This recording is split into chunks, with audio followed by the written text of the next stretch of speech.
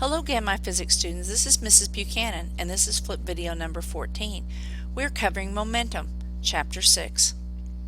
Let's visit our big idea first. Momentum is conserved for all collisions as long as external forces do not interfere. We have 6 learning objectives for this chapter. Number 1, define momentum.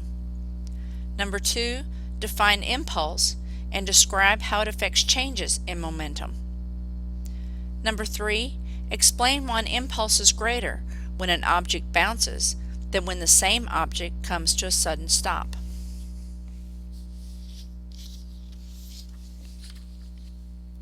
Number 4, state and explain the law of conservation of momentum.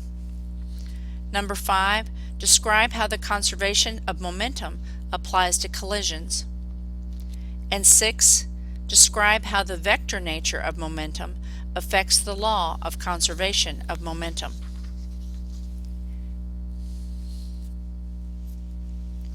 Learning objective number 1, define momentum. You've seen pictures of crashed cars. You might have even passed a crash scene. In many instances, you can see a round break or crack in the car's windshield. The break is usually caused by the impact of a person's head hitting the windshield. In the crash of a car moving at high speed, the car is brought to a stop quickly. However, the passengers continue to move until they are stopped by the windshield or some other part of the car. You may be surprised to learn that some of the same principles that explain why passengers hit the windshield and why the windshield cracks can explain how a Major League Baseball player can hit the baseball right out of the park. So far in your study of physics, you've examined the causes of change, which are part of physics called dynamics. You found that position is changed by velocity, and velocity is changed by acceleration, and that acceleration is caused by a net force. In most real-life situations, such as a car crash, the forces and accelerations change so rapidly that it would be nearly impossible to study them without technical tools such as strobe lights, slow-motion film, and computers. However, you can learn more about forces by studying the properties of interacting bodies.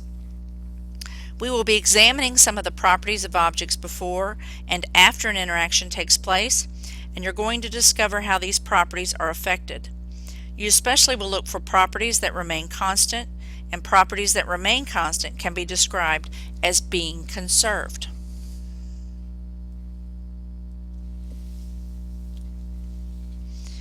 Have you ever wondered how a Taekwondo expert can break a stack of cement bricks with the blow of a bare hand? Or why falling on a wooden floor hurts a lot less than on a cement floor? Or why following through is important in golf, baseball, and boxing? To understand these things, you'll need to recall the concept of inertia introduced and developed when we discussed Newton's laws of motion. Inertia was discussed both in terms of object at rest and objects in motion.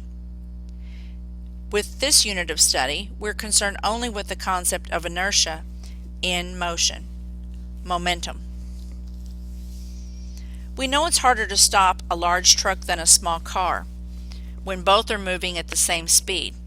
We say the truck has more momentum than the car. By momentum, we mean inertia in motion. More specifically, momentum is the mass of an object multiplied by its velocity. Or in abbreviated notation, momentum equal mv. Momentum is represented by a small p. When direction is not an important factor, we can say momentum equals mass times speed. Still abbreviating, it looks as p equals mv. A moving object can have a large momentum if it has a large mass, a high speed, or both. A moving truck has more momentum than a car moving at the same speed because the truck has more mass. But a fast car can have more momentum than a slow truck, and a truck at rest has no momentum at all. What factors affect an object's momentum? Learning objective number 2. Define impulse and describe how it affects changes in momentum. If the momentum of an object changes, either in mass or the velocity, or both change, if the mass remains unchanged, as is most often the case, then the velocity changes and acceleration occurs. So what produces acceleration? We know the answer is force. The greater the force acting on an object, the greater its change in velocity, and the greater its change in momentum.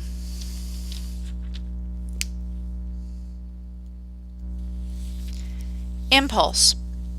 The change in momentum depends on the force that acts and the length of time it acts. For example, apply a brief force to a stalled car. You produce a change in its momentum. Apply the same force over an extended period of time and you produce a greater change in the car's momentum. A force sustained for a long time produces more change in momentum than does the same force applied briefly. So force and time are important in changing an object's momentum. The quantity force times time interval is called impulse. In shorthand, its impulse equals large F small t. The greater the impulse exerted on something, the greater will be the change in momentum. The exact relationship is impulse equals change in momentum, or large F small t equal delta parentheses mv. The impulse-momentum relationship helps to analyze a variety of situations where the momentum changes. Consider the following examples of impulse in the cases of increasing and decreasing momentum. Increasing momentum. To increase the momentum of an object, it makes sense to apply the greatest force possible for as long as possible. A golfer teeing off. A baseball player trying for a home run do both of these things when they swing as hard as possible and follow through with their swing. The forces involved in impulses usually vary from instant to instant. A golf club that strikes a golf ball exerts zero force on the ball until it comes in contact with it. Then the force increases rapidly as the ball becomes distorted. The force then diminishes as the ball comes up to speed and returns to its original shape. So when we speak of such forces, we mean the average force.